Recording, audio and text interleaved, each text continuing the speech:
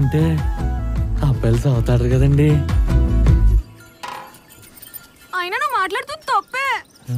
ఇదేంటిది అటు ఇటు రాసేయండి.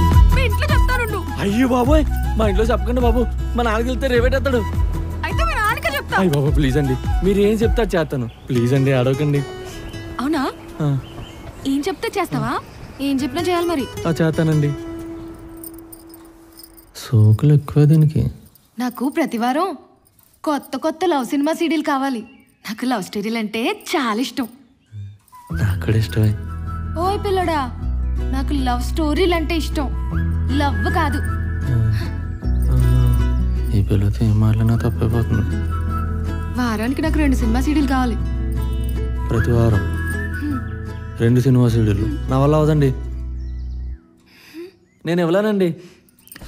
ఏమండి, సీడీలే కదా, నేను తెస్తా.